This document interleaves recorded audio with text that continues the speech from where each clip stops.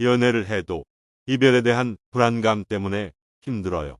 저는 항상 의존할 대상을 찾으려 합니다. 특히 남자친구라는 존재가 없으면 극심한 외로움과 공허함을 느끼고 빠른 시일 내에 연애를 시작하고자 합니다. 차라리 새로운 사람을 만나면 더 나을지도 모르겠지만 헤어진 사람에 관한 생각이 떠나지 않아서 어떻게 하면 재회를 할 수 있을지를 하루 종일 생각합니다. 그리고 이런 생각들을 하는 과정에서 제 판단에 확신이 없어서 매일 대여섯 명의 친구들한테 전화해서 이별과 재회에 대한 제 생각들을 늘어놓게 됩니다. 성인이 된 후로 이런 상황이 반복되어 연애를 하면서도 이별에 대한 불안감 때문에 많은 어려움을 겪고 있습니다. 수행적으로 이를 어떻게 극복할 수 있을까요? 본인만 그런 게 아니라 많은 사람이 그렇습니다. 같이 있으면 못 살겠다 싶어서 헤어지고 싶고 헤어지고 나면 또 아쉽고 괜찮을 것 같아서 다시 만나면 이제는 정말로 같이 못 살 것 같고 그래서 헤어지면 또 그립고 사람의 마음이 그래요. 왜냐하면 누구를 만나든 상대는 내가 좋아하는 면과 내 기호에 맞지 않는 면 양쪽을 다 갖고 있기 때문입니다. 내가 보고 싶을 때는 내가 좋아하는 면만 보이고 내가 싫어할 때는 내가 좋아하지 않는 면만 보이는 거예요. 내가 좋아할 때나 싫어할 때나 그 사람은 늘 똑같은 사람이에요. 내가 좋아서 만날 때의 그 사람이나 내가 싫어서 헤어질 때의 그 사람이나 모두 같은 사람입니다. 서로 다른 사람이 아니잖아요. 내 마음이 이랬다 저랬다 하는 것이지 그 사람이 바뀐 것은 아니에요. 똑같은 바다인데 집에서 출발할 때는 바다가 너무 보고 싶어서 갔지만 도착해서 바람이 불고 추우면 바다에 있기 싫잖아요. 같은 바다인데 내 마음이 왔다 갔다 하는 겁니다. 마찬가지로 질문자의 고민도 상대방의 문제는 아닙니다. 누구나 그런 마음이 들지만 질문자는 그 정도가 조금 심하다고 말할 수 있어요. 누구나 다 앓고 있지만 그 증상이 좀 심하면 병이라고 말합니다. 누구나 다 감정이 일어나고 흥분하죠. 그런데 감정 조절이 잘 안 되는 정도가 약간 심하다면 병이라고 합니다. 누구나 다 자기 뜻대로 안 되면 우울해질 때가 있습니다. 그런데 그 정도가 심하면 우울증이라 말하는 거예요. 그래서 병과 병 아닌 것의 차이는 구분하기가 매우 어렵습니다. 평균에서 좀 많이 벗어났다 하면 병이라 이름하는 거예요. 만약 그런 병을 가진 사람들만 따로 모여서 살면 일부는 정상인의 범주에 들어가게 되는 겁니다. 사람이 원래 그런가 보다 이렇게 생각할 것이기 때문입니다. 첫째, 질문자의 증세는 병이라고 말할 수 있어요. 누구나 다 가지고 있는 특성인데 그 정도가 조금 심하기 때문에 이름하여 병이라고 하는 겁니다. 그러면 어떻게 해야 할까요? 평균치 안으로 들어오도록 치료를 받아야 합니다. 치료에는 자기가 자기를 치료하는 자가 치료 방법이 있고 의사의 도움을 받아서 치료하는 방법이 있어요. 아무래도 내가 나를 치료하는 것은 좀 어렵겠죠. 그러나 내가 어떻게 노력하는가에 따라 많은 개선이 이루어질 수 있습니다.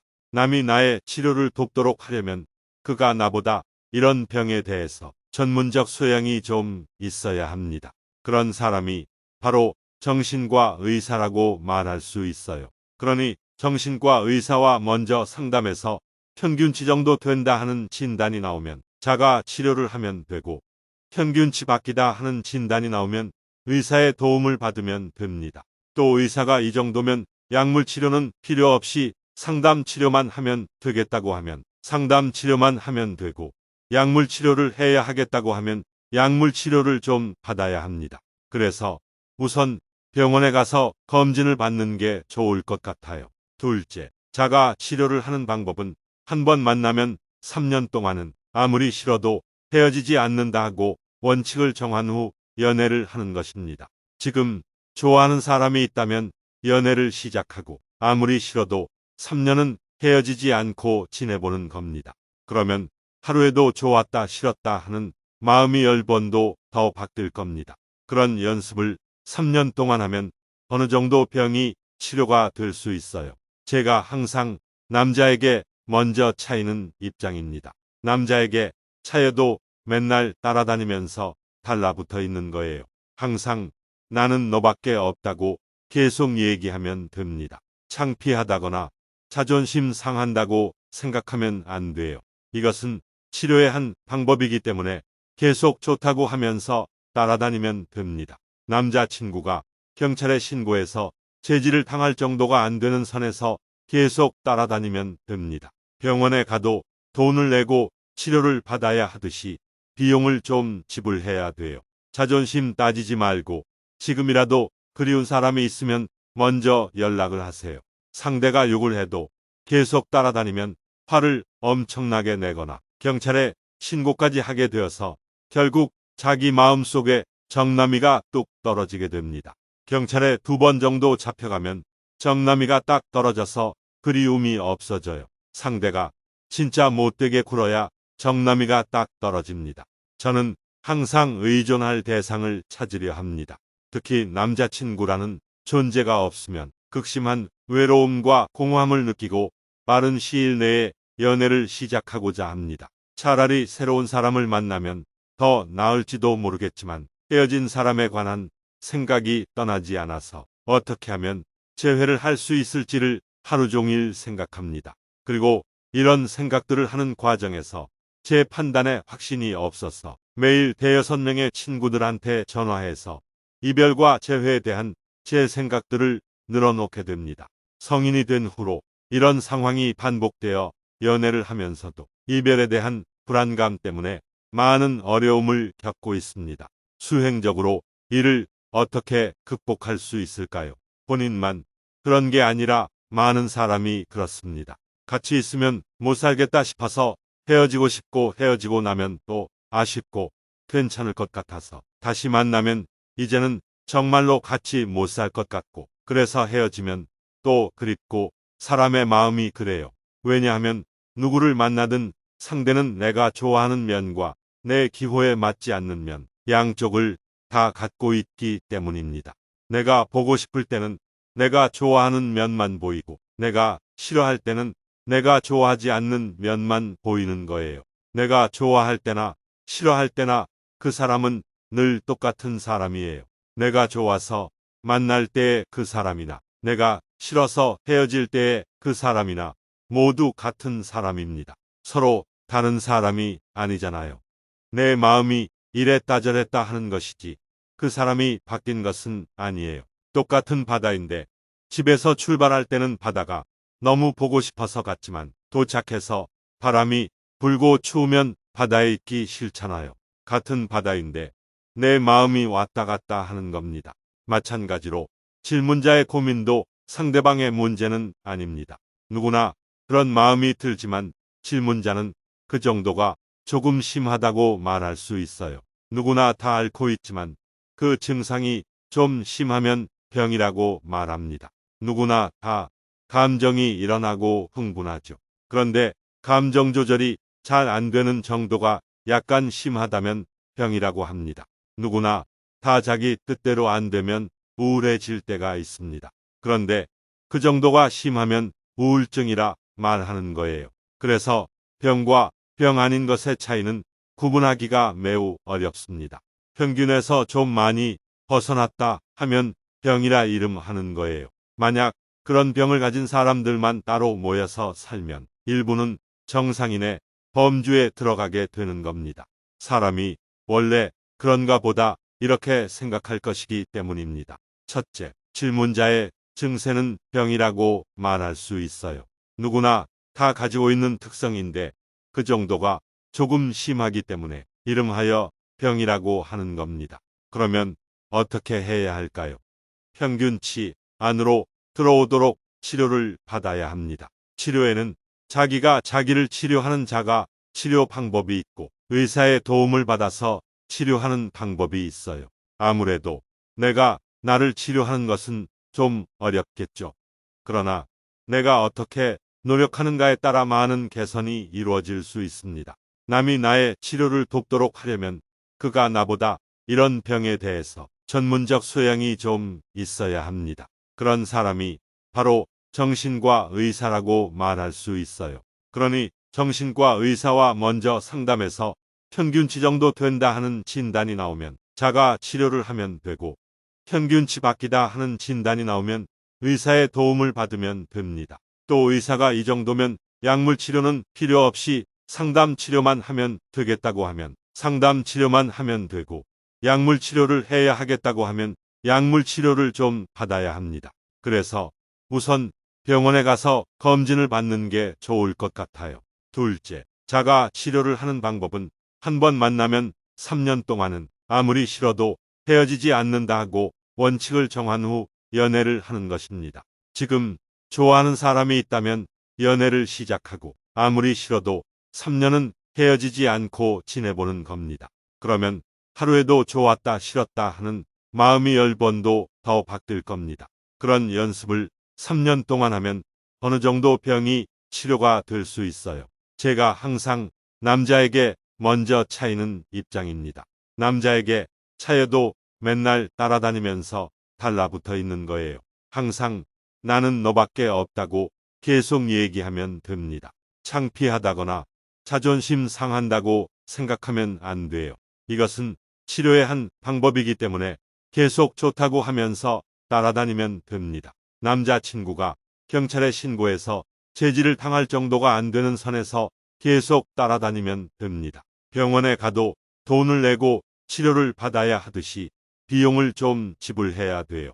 자존심 따지지 말고 지금이라도 그리운 사람이 있으면 먼저 연락을 하세요.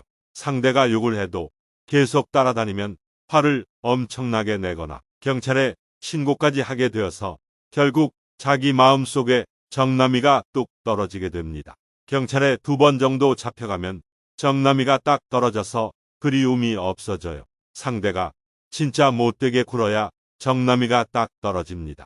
상대가 나를 떠났다고 하더라도 내가 아쉽기 때문에 자꾸 그리운 거거든요. 정남이가 떨어져야 상대가 죽어도 아무렇지 않고 잘 됐다 해도 아쉽지 않고 못 됐다 해도 아무렇지 않습니다. 그냥 산에 나뭇가지가 하나 부러지거나 새싹이 새로 움텄다고 해도 아무렇지 않은 것처럼요. 그렇게 하기가 힘들면 병원에 가서 의사의 도움을 받는 것이 좋습니다. 혼자 있을 때 외로움을 극복할 수 있는 방법은 없을까요? 방금 알려준 방법이 외로움을 극복하는 방법입니다. 정남이가 떨어지면 외롭다는 생각이 안 들어요. 감사합니다.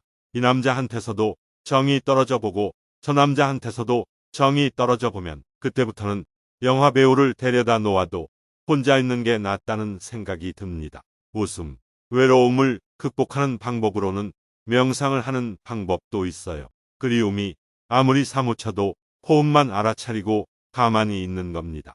그러면 죽을 것 같고 뛰쳐나가고 싶어집니다. 그럼에도 불구하고 계속 명상을 하면 오르락내리락 하는 마음이 점점 가라앉으면서 혼자 있어도 아무렇지 않은 경지로 나아갈 수 있습니다.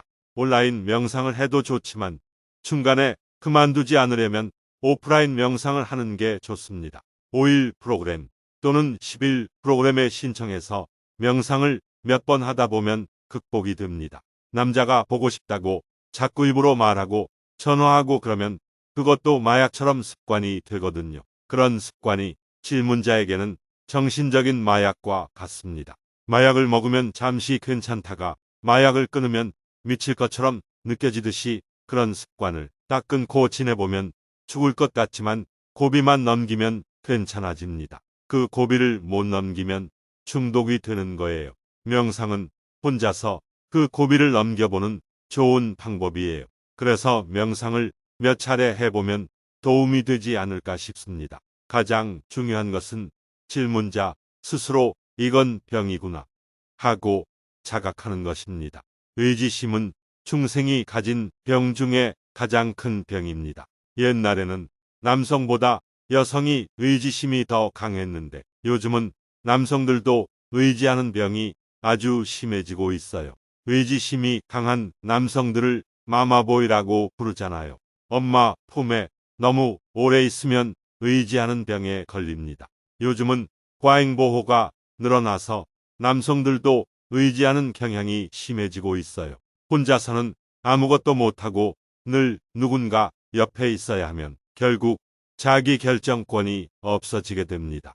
의지심은 극복하는 게 좋습니다. 안 그러면 늘 자신의 의지처가 되어줄 사람을 찾게 됩니다. 옛날에는 여자로 태어나면 어릴 때는 아버지에게 의지하고 결혼하면 남편에게 의지하고 남편이 죽으면 아들에게 의지해서 살아야 했습니다. 평생 주인이 3번 바뀐다고 해서 삼종지도라고 불렀습니다.